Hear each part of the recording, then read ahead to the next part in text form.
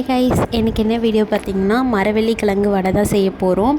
அதுக்கு பார்த்திங்கன்னா நான் 200 கிராம்ஸ் அளவுக்கு கடலைப்பருப்பு, 500 கிராம்ஸ் அளவுக்கு மரவள்ளி கிழங்கும் எடுத்து வச்சுருக்கேன்.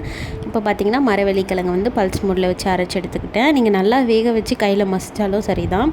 அதுக்கப்புறம் பார்த்திங்கன்னா ஆனியன், க்ரீன் சில்லி, சால்ட் இதெல்லாம் எடுத்திருக்கேன். நான் வந்து கடலைப்பருப்பு அரைக்கும் போது பார்த்திங்கன்னா சோம்பு, பெருஞ்சீரகம் சொல்லுவாங்களா அது, அதுக்கப்புறமா வந்து தனி மிளகாய்த்தூள், உப்பு போட்டு அரைச்சி எடுத்துக்கிட்டேன். ஸோ வந்து சோம்பு போடும்போது ஃப்ளேவர் நல்லாயிருக்கும்.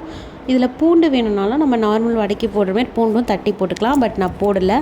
அதுக்கப்புறம் பார்த்திங்கன்னா சீரகமும் லைட்டாக ஆட் பண்ணியிருக்கேன், ஃப்ளேவர் நல்லாயிருக்கும்.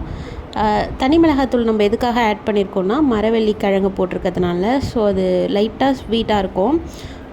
உங்களுக்கு ரெக்வயர்னால் நீங்கள் போட்டுக்கலாம், மற்றபடி தேவையில்லை. பச்சை மிளகாய் மட்டும் போதும். ஸோ இப்படி செஞ்சாலுமே நல்லா தான் இருக்கும். இப்போ பார்த்திங்கன்னா நான் ஒரு வடையாக தட்டி போட்டுட்ருக்கேன். நான் ஒரு கையிலே செய்கிறதுனால, ஒரு கையில் வீடியோ எடுக்கிறதுனால ஒழுங்காக எனக்கு பண்ண முடியல. சில வடைலாம் கொஞ்சம் அப்படி இப்படி தான் இருக்கும். அதுக்கப்புறம் பார்த்திங்கன்னா நான் ஒன்றா போட்டுட்ருக்கேன். ஆயில் நல்லா ஹீட் ஆனதும், இது ஒன்றுமே இல்லை, சிம்பிள் தான். எக்ஸ்ட்ராவாக நம்ம கிழங்கு மட்டும் ஆட் பண்ணுறோம், அவ்வளோதான். அப்புறம் நல்லா இது ஒரு கோல்டிஷ் ப்ரௌனாக வரணும், அந்தளவுக்கு வந்தோடனே எடுத்துடலாம். இதில் இன்னொரு விஷயம் என்னென்னா, நார்மல் வடையை விட இது சீக்கிரமாக வெந்துடும். ஸோ கொஞ்சம் ஸ்லோவாக வச்சு மீடியம் ஃப்ளேமில் வச்சு பார்த்து எடுத்துக்கோங்க. அவ்வளோதான். ஃபைனலாக நமக்கு இப்படி தான் வந்துச்சு. நீங்களும் கண்டிப்பாக ட்ரை பண்ணி பாருங்கள்.